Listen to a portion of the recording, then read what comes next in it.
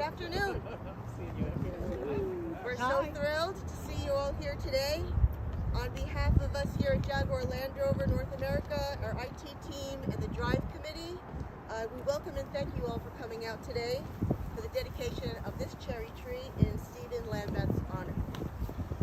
There were many people who helped get this dedication to this point, and I'd like to take this opportunity to thank them all. We've got the building folks, Lee, Christy, Wade for planting and the care of the tree and the plaque installation, Liz, Anna, and Nicole from the Drive Committee, James and Jan from HR, and of course my colleagues in IT, Brian Smith, Brian Elias, Bob, Wendy, Mike Fang, Gokbin, and the whole team for their support and common goal in honoring our funny workmate. For those of you who have not seen the plaque yet, it says, "This Yoshino cherry tree planted in memory of Stephen Lambeth, beloved colleague, friend, husband, and jokester, devoted founder of the JLR NA Drive Committee, which is committed to advancing diversity, respect, inclusivity, and equity for our North America workspace. It also includes an elephant and a cherry tree joke, hence the cherry tree, but I'll leave that to Brian Smith, who will have to explain that. Brian Smith. We were hoping the tree would be in full bloom for this event, but since it's a young tree, it bloomed only a little bit this year, and we're left with this. But there's still some blooms that are happening here, so it's nice that it's green. If you'll indulge me, I'd like to tell the story about how Stephen came to us at JLR.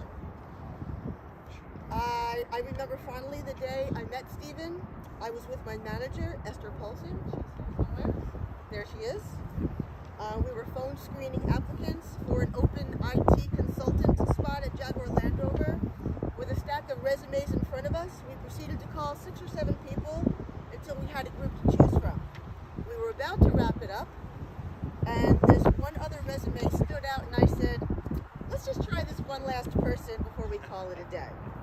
Well, that person turned out to be Stephen.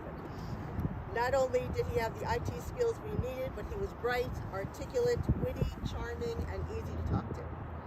He won us over, and so started our journey with Stephen in our lives.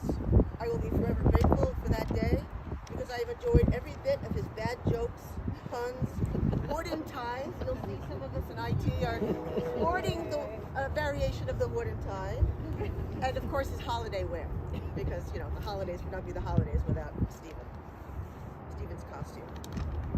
Each day working with Steve would bring new really bad jokes. His wooden tie was prop for a day's worth of setups where he would respond, "Wooden tie." If anyone needed a restaurant suggestion, place of interest, or a sounding board, Steve was the go-to guy. He was a gift wrapper extraordinaire and always willing to help a friend. I think it was Stephen who came up with Reka Chuggalavada's nickname, who is with us today. He called her Reka Chuggaladavaka, and we had a lot of fun with that one, so thank you, Reka. His favorite person of all time was his love, Matthew. Their love for each other was an inspiration. I don't know, where are you, Matthew? Right behind you. Their love for each other was an inspiration to many of us in the lesson of unconditional marriage. I have missed that burst of laughter coming at me from the next cubicle over, or wafting across the wide expanse of the second floor. I have missed throwing balled up pieces of Post-it notes at each other's heads after a particularly stressful day. Just a little more.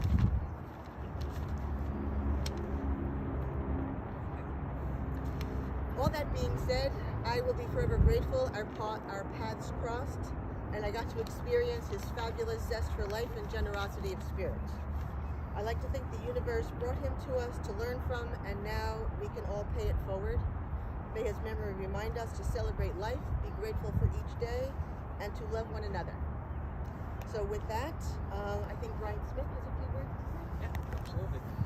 So just to add to the wooden tie, just to add more effect, Liz, ask me if I'd like a cup of coffee. Would you like a cup of coffee? wooden tie. That was his utmost favorite example of setting somebody up, and your day was filled with those types of setups, and we fell victim to it just all the time. Victim is a good word. And it ceases to amaze me how many of those he had. So, not a script, just some thoughts. I didn't want to leave anything out.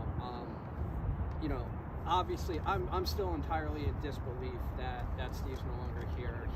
I had the honor of working as a peer with Steve, and then having him work for me on my team, and every minute was amazing.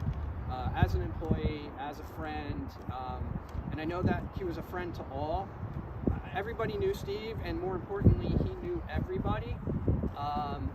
If you're new to the organization, I promise you, he would have known you. He would have known everything about you, what made you tick, and some obscure fact and detail about your life. And it was just an amazing skill set. I heard someone came here today and said the exact same thing. He was bigger than life in all ways. He truly loved life more than anybody that I've ever encountered in my existence. And I can't imagine that I would cross paths with anybody else that would embrace life and everything it has to offer more than Steve. As I said, he loved people. He loved to get to know you, to know these obscure facts about you, and you got to know him and everything about him as well. I felt like his family members, I already knew them. He used to talk about his father in the Carolinas in great detail, and these amazing stories from the time he was little all the way till now, and it was always interesting. You were always very engaged.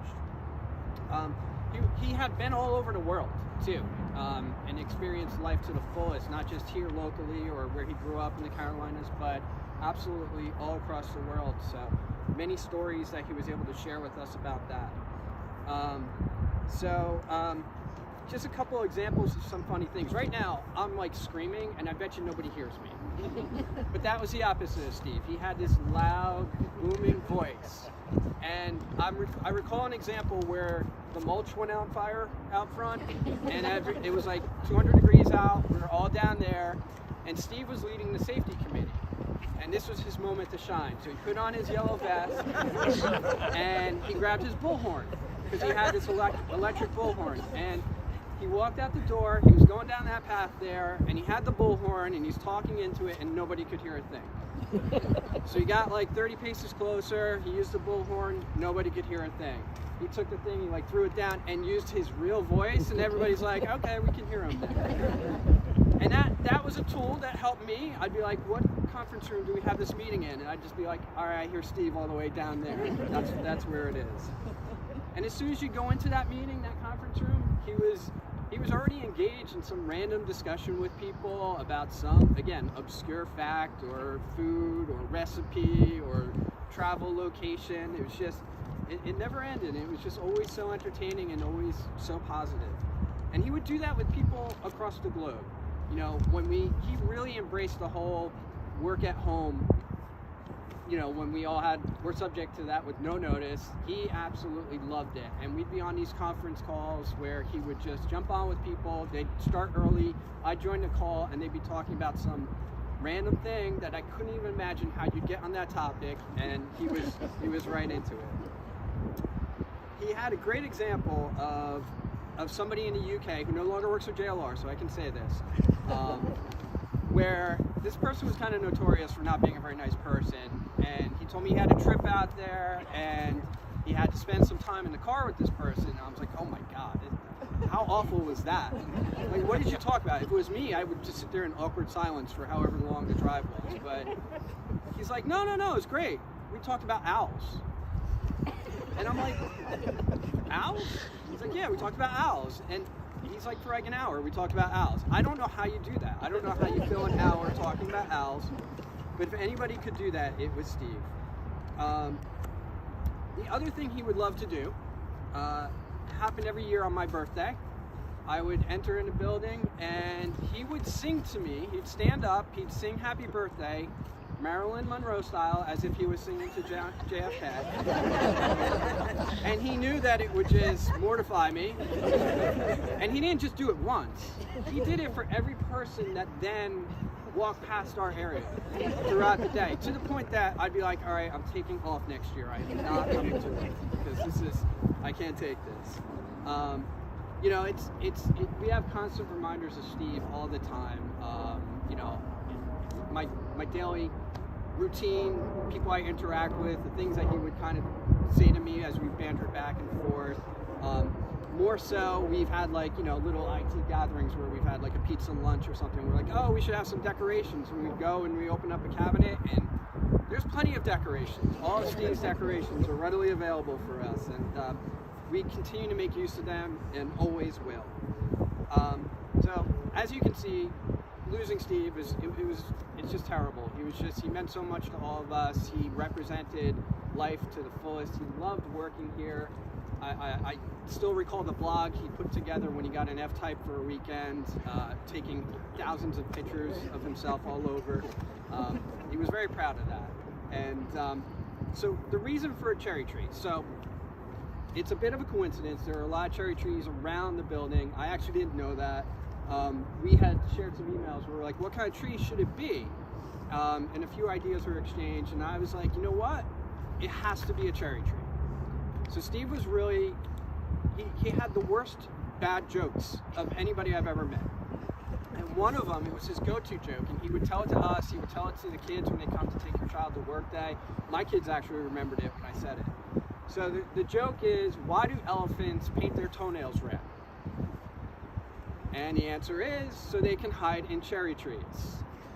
Which is just the reaction everyone gives, is the reaction that we would give him. So evidently, if they paint their toenails, they can hide amongst the cherries, I guess.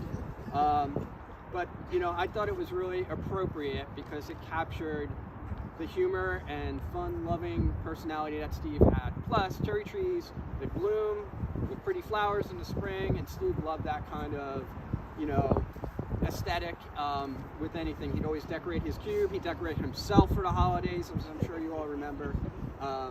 So anyways, I kind of hope everybody can just maybe come to this tree, get to know everybody a little bit differently than their work selves, you know, learn little obscure facts about people, talk about owls, whatever.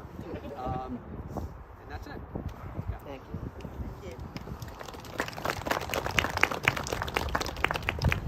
Hi, for those who don't know me, I'm Liz Willard, and I'm speaking on behalf of the Drive team today, Jaguar Land Rover's Diversity, Equity, and Inclusion team in memory of Stephen. In speaking with the Drive team members before today, there was a common theme that emerged, and it was about how Stephen made everyone at JLR feel welcomed, especially if you were new to the company. It was his mission to ensure everybody felt comfortable enough to be themselves at work. A few years ago, Stephen had a conversation with James Hunt Davis, our VP of Human Resources, about wanting to bring his authentic self to work. And this is how the company's diversity, equity, and inclusion journey began. We wouldn't be where we are today in the space without Stephen. As the Drive team founder, Stephen helped us craft our vision and mission. With his guidance and inspiration, we were and still are able to celebrate our diverse workforce. There were many different events organized through Drive, which I'm sure most of you have heard of or attended, but one to mention in particular was the 2019 Pride celebration. JLR marched in the New York City Pride Parade because of Stephen, which is an amazing opportunity and accomplishment. Stephen's legend will live on not only in the Drive committee, but how we bring our authentic selves to work every day and how we care for the people we work with. I'm sure he would want all of us to ensure the safety and comfort of others. So in his memory, make sure you smile at your coworkers, talk to them, and make sure they're happy and safe. Thank you.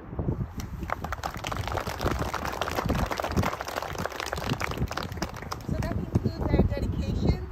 If you have bubbles, if you'd like to blow some bubbles in Stephen's honor, let him know that we're thinking about him.